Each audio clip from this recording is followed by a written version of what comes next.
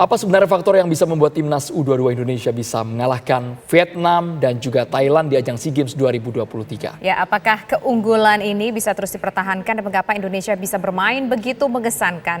Untuk membahasnya telah bergabung bersama kami ada pengamat sepak bola, yaitu ada Bung Tommy Welly. Selamat sore Bung Tommy Welly. Selamat sore, Andro, Tisa. Ya, Bung, kalau menurut Bung Tommy Welly ini kenapa timnas U22 di SEA Games ini bisa menekuk Vietnam, bisa menekuk juga Thailand, bisa mendapatkan medali emas? Apakah memang ini sebuah keberuntungan atau memang tim kita itu luar biasa sekali kemampuannya semakin meningkat? Kalau keberuntungan saya pikir itu bagian dari pertandingan lah. Cuma keberuntungan itu kan ketika opportunity ketemu dengan effort, opportunity ketemu dengan usaha.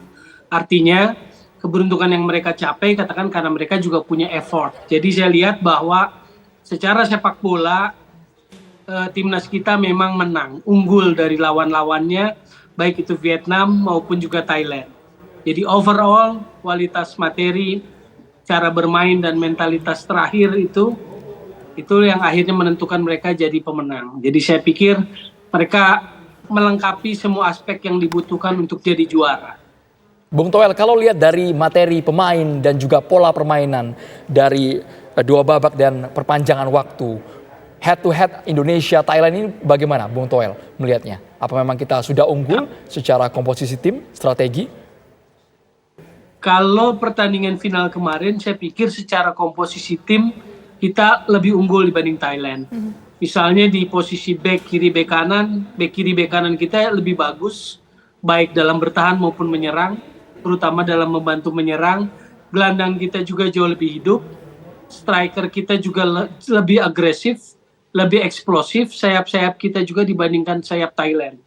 Jadi waktu 20 menit pertama atau menit-menit awal sentuhan pemain kita lepas, rilis, kecepatan tempo yang dikembangkan bisa jalan, saya lihat bahwa mereka sudah punya mental itu, dapat mental itu. Sebaliknya Thailand kelihatan berat waktu di final.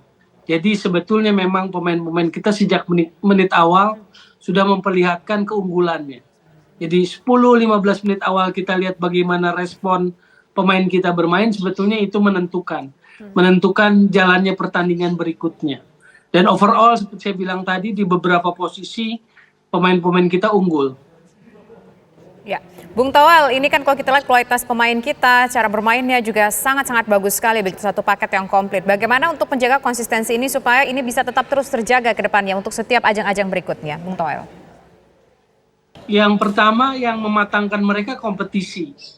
Kalau kita lihat materi 11 pemain utama ataupun pemain-pemain cadangan yang memberikan warna, itu rata-rata mereka yang bermain secara reguler di klubnya masing-masing. Penjaga gawang Hernando Ari, Rizky Ridho, kapten kesebelasan yang punya jam terbang di timnas senior juga, Pratama Arhan kita lihat, lalu Bagas Kava juga punya jam terbang di klubnya di Barito, Marcelino Ferdinand sangat menonjol di tengah, Beckham Putra juga punya jam terbang reguler di Persib Bandung, Witan Sulaiman, Ramadan Sananta, itu yang membuat mereka menjadi kelihatan lain, lebih matang gitu loh. Itu tadi kuncinya adalah jam terbang reguler mereka di kompetisi. Baik, tapi kalau Bung Toel melihat karakteristik pegangan dari Indra Syafri terhadap anak-anaknya ini, bagaimana Bung Toel? Ya, Indra Syafri saya lihat memberikan keyakinan kepada para pemain itu untuk yakin berani memainkan kemampuan sepak bola mereka, karena pada dasarnya sebetulnya hampir tidak banyak berbeda ya. Pertandingan di penyisihan sampai final, pemain kita diupayakan berani pegang bola, berani kuasai bola, berani tekan, pressure di depan, langsung ke tengah lewat Sananta terutama, Witan berani masuk ke dalam. Tapi yang menurut saya sih yang memberikan pembedaan dibandingkan dengan Thailand pada final itu bahwa Indonesia punya seorang Marcelino Ferdinand. Jadi kualitas permainannya, cara bermainnya itu menjadi berbeda karena ada kualitas seorang Marcelino Ferdinand di lapangan tengah Indonesia. Itulah yang makanya kita melihat tampaknya permainan kemarin Indonesia ini membombardir, bermain menyerang ya Bung Toel ya. Ya, filosofinya, taktikalnya, pendekatan Indra Safri adalah pegang bola, attacking, possession, attacking gitu loh. Itu saya lihat pendekatan sejak SEA Games, sejak awal begitu mainnya. Bung Toel, kami juga ingin tahu bagaimana mempertahankan prestasi yang sudah kita tunggu selama 32 tahun di ajang SEA Games. Secara materi pemain, mental juaranya sudah kita punyai. Cara mereka menyerang yang begitu agresif dan eksplosif tadi seperti Bung Toel katakan. Ini bagaimana Bang? Ya, Agar yang lain juga mengikuti jejaknya. Ya, pekerjaan besar pasti. Yang pertama, kemenangan ini kan harus jadi kemenangan psikologis bagi sepak bola Indonesia. Karena barrier, handicap, nggak pernah juara di SEA Games 32 tahun itu kan akhirnya bisa kita tembus, bisa dituntaskan, bisa diruntuhkan barrier handicap itu gitu loh. Sekarang kita siap bersaing dengan Thailand, dengan Vietnam di Asia Tenggara, di level Asia Tenggara. Hanya kita butuh konsisten. Karena kan ini adalah gelar ketiga setelah 32 tahun gitu loh terakhir. Yang kita butuhkan konsistensi, sustain, berkesinambungan gitu loh.